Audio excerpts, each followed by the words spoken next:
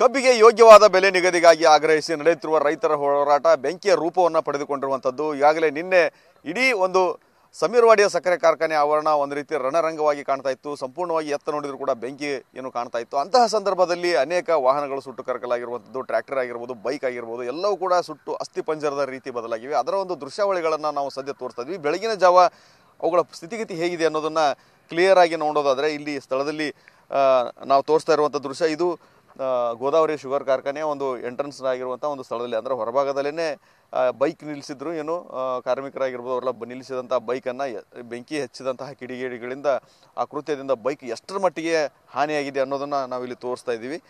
ಇಲ್ಲಿ ಗಮನಿಸ್ತಾ ಇರ್ಬೋದು, ಇದು ಪಲ್ಸರ್ ಬೈಕ್.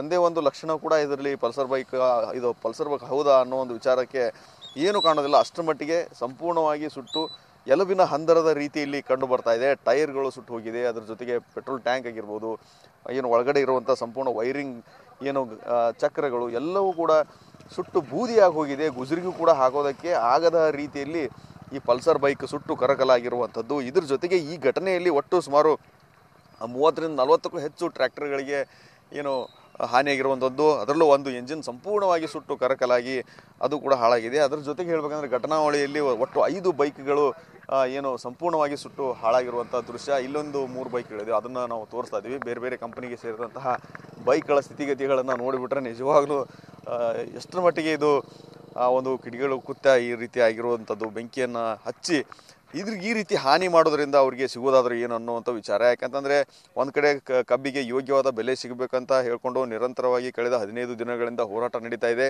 ಆ ಒಂದು ವಿಚಾರಕ್ಕೆ ಸಂಬಂಧಪಟ್ಟಂತೆ ಜಿಲ್ಲಾಡಳಿತ ಕೂಡ ಸಾಕಷ್ಟು ಅದನ್ನು ಬಗೆಹರಿಸುವಂಥ ಪ್ರಯತ್ನ ಮಾಡ್ತಾ ಇದೆ. ಅಧಿಕಾರಿಗಳು ಎಲ್ಲರೂ ಕೂಡ ಪ್ರಯತ್ನ ಮಾಡ್ತಾರೆ, ಸಚಿವರು ಪ್ರಯತ್ನ ಮಾಡ್ತಾ ಇದ್ದಾರೆ. ಇಂತಹ ಸಂದರ್ಭದಲ್ಲಿ ಎಲ್ಲೋ ಒಂದು ಕಡೆ ತಾಳ್ಮೆಯನ್ನು ಕಳೆದುಕೊಂಡಂಥ ರೈತರು ನಿನ್ನೆ ಸಂಜೆ ಏಕಾಏಕಿ ಈ ಒಂದು ಕಾರ್ಖಾನೆಗೆ ನುಗ್ಗಿದಂತಹ ಸ್ಥಳದಲ್ಲೇ ಈ ಒಂದು ಏನು ಕೆಲವೊಂದಿಷ್ಟು ಕಿಡಿಗೇಡಿಗಳು ಈ ಬೈಕ್ಗಳಿಗೆ ಬೆಂಕಿ ಹಚ್ಚಿರುವಂಥದ್ದು, ಟ್ರ್ಯಾಕ್ಟರ್ಗಳಿಗೆ ಬೆಂಕಿ ಹಚ್ಚಿರುವಂಥದ್ದು. ಈ ರೀತಿ ಮಾಡೋದ್ರಿಂದ ಮತ್ತು ಇದರಲ್ಲಿ ಪುನಃ ರೈತರಿಗೆ ಹಾನಿಯಾಗುತ್ತೆ. ಕೆಲವೊಂದಿಷ್ಟು ಏನು ಕಾರ್ಮಿಕರು ಬಂದಿರ್ತಾರೆ, ಬಡ ಕಾರ್ಮಿಕರು ಕಾರ್ಖಾನೆಗೆ ದುಡಿಯೋದಕ್ಕೆ ಅಂತ, ಸಪೋಸ್ ಬೈಕ್ ಅವರಿಗೆ ಸೇರಿದ್ದಾದರೆ ಅವ್ರಿಗೂ ಕೂಡ ಮತ್ತಷ್ಟು ಹಾನಿಯಾಗ್ತಾ ಇರುವಂಥದ್ದು. ಈ ರೀತಿ ಹೇಳೋದಾದರೆ ಒಟ್ಟು ನಿನ್ನೆ ಒಂದು ಘಟನೆಯಲ್ಲಿ ಕೋಟ್ಯಾಂತರ ರೂಪಾಯಿ ಹಾನಿಯಾಗಿದೆ ಅಂತಲೇ ಹೇಳ್ಬೋದು. ತೋರಿಸ್ತಾ ಇದೀವಿ ಬೈಕ್ ಯಾವ ಮಟ್ಟಿಗೆ ಸುಟ್ಟು ಹೋಗಿದೆ ಅಂತಂದರೆ ಇಲ್ಲಿ ನೋಡ್ತಾ ಇರ್ಬೋದು. ಎಲ್ಲ ವೈರಿಂಗ್ ಎಲ್ಲ ಹೋಗಿದೆ, ತಂತಿಗಳು, ಟೈರ್ ಸುಟ್ಟು ತಂತಿಗಳು ಕಾಣ್ತಾ ಇದೆ. ಅಂದರೆ ಆ ಟೈರ್ನಲ್ಲಿರುವಂಥ ತಂತಿಗಳೇನಿರ್ತವೆ ಆ ತಂತಿ ಮಾತ್ರ ಕಾಣ್ತಾ ಇರುವಷ್ಟು ಅಷ್ಟರ ಮಟ್ಟಿಗೆ ಬೆಂಕಿ ಒಂದು ತಗುಲಿ ಎಲ್ಲವೂ ಸುಟ್ಟು ಕರಕಲಾಗಿರುವಂಥದ್ದು.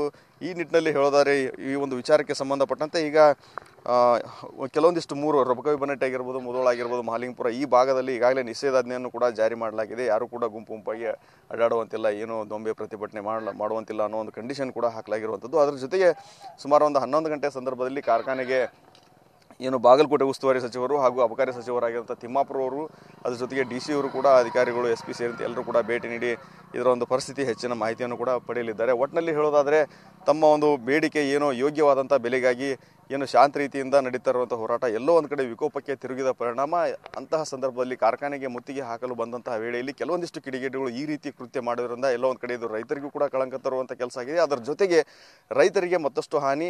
ಇನ್ನೊಂದು ಏನು ಕಾರ್ಮಿಕರ ಒಂದು ವಾಹನಗಳೇನು ಸುಟ್ಟಿದ್ದಾರೆ ಬೈಕ್, ಅವ್ರಿಗೂ ಕೂಡ ಸಾಕಷ್ಟು ಹಾನಿ ಅಂತ ಈ ಒಂದು ದೃಶ್ಯದಲ್ಲಿ ಕಂಡು ಬರ್ತಾ ಇದೆ. ಒಟ್ಟಿನಲ್ಲಿ ಇಂತಹ ಒಂದು ಪರಿಸ್ಥಿತಿ ಜಟಿಲವಾಗ್ತಾನೆ ಹೋಗ್ತಾ ಇರುವಂಥದ್ದು. ದಿನದಿಂದ ದಿನಕ್ಕೆ ಪ್ರತಿಭಟನೆ ಉಗ್ರ ಸ್ವರೂಪವನ್ನು ಪಡೆದುಕೊಂಡು ಹೋಗ್ತಾ ಇದೆ. ಆದ್ದರಿಂದ ಆದಷ್ಟು ಬೇಗ ಸಚಿವರಾಗಿರ್ಬೋದು, ಜಿಲ್ಲಾಡಳಿತ ಆಗಿರ್ಬೋದು, ಎಲ್ಲ ಅಧಿಕಾರಿಗಳು ಕಾರ್ಖಾನೆ ಮಾಲೀಕರ ಜೊತೆ ಸೇರಿಸಿ ಮತ್ತು ರೈತರನ್ನ ಏನು ಸೇರಿಸಿ ಎಲ್ಲರ ಜೊತೆ ಒಂದು ಮುಕ್ತವಾಗಿ ಚರ್ಚೆ ಮಾಡಿ ಸೌಹಾರ್ದಯುತವಾಗಿ ಈ ಒಂದು ವಿವಾದವನ್ನು, ಈ ಒಂದು ಬೆಲೆಯ ಒಂದು ವಿಚಾರ ಏನಿದೆ ಈ ಹೋರಾಟವನ್ನು ಆದಷ್ಟು ಬೇಗ ಮುಗಿಸಿ ಒಂದು ನಿರ್ಣಾಯಕ ಹಂತಕ್ಕೆ ತಲುಪಬೇಕಾದಂಥ ಒಂದು ಅನಿವಾರ್ಯತೆ ಇಲ್ಲಿ ಇರುವಂಥದ್ದು.